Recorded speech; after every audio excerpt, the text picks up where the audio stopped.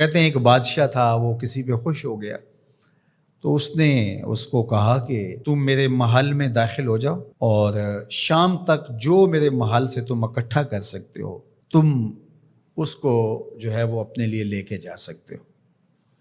تو وہ جب محل میں داخل ہوا اس نے دیکھا کہ انواع و اقسام کے کھانے ہیں، طرح طرح کی چیزیں ہیں اور عالی نصب بستر لگے ہوئے ہیں، گاؤ تکیے لگے ہوئے ہیں اور ہر طرح کی انسانی طبع کو لبھانے والی چیزیں موجود ہیں، نفس کے تلذذ کے لیے سارے سامان موجود ہیں۔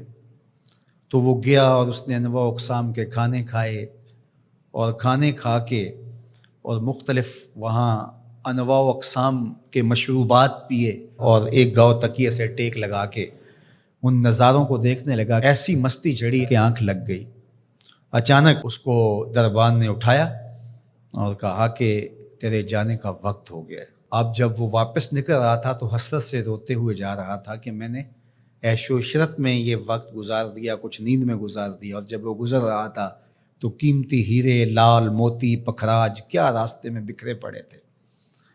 اور ایک دوسرے شخص کو داخل کیا تو اس نے ان لذت انگیز چیزوں کی طرف توجہ نہیں کیا، سب سے قیمتی چیزیں وہاں سے اٹھائیں اور جھولی بھری اور اپنے وقت مقررہ پر وہ واپس ہوا۔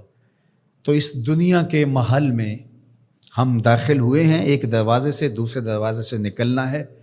یہاں تلذذ کے سامان بھی ہے اور یہاں قیمتی چیزیں بھی ہے جو یہاں سے لے جا کے ہمارے لیے قیمتی ہوں گی، اور اس نے سمجھا کہ بس ایک دن میں یہاں جو کھانا ہے کھا لو، زہرۃ الحیات دنیا سے کہتے ہیں۔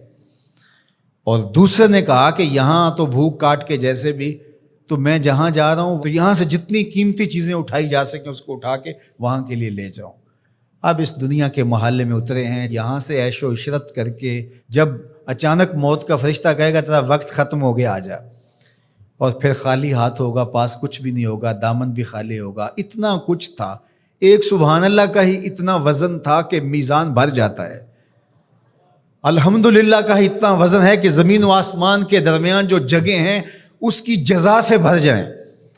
لیکن ہم دنیاوی تلذذ میں رہے اور تھوڑی سی زندگی تھی، جب فرشتے نے جھنجھوڑا تو آنکھ اس وقت کھلی اور یہ کیا کر دیا ہم نے۔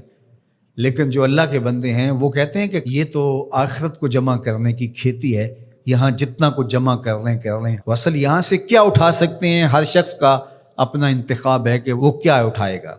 اپنے لیے وہ ابدی چیزیں اٹھائے گا جو ان کے لیے ختم نہیں ہوں گی، یا وہی کھا کے وہی چھوڑ کر کے اور اچانک مستی میں چلا جائے گا اور پھر فرشتہ اس کو جھنجھوڑ کے کہے گا اٹھ تیرا وقت پورا ہو گیا ہے۔ اللہ اکبر۔ فرمایا ہر شخص جب صبح کرتا ہے تو اپنی سانسوں کے ذریعے سے کچھ خریدتا ہے۔ اب اس کی مرضی ہے، چاہے آزادی خرید لے، چاہے گرفتاری خرید لے، چاہے خیر حاصل کر لے اور چاہے شر حاصل کر لے۔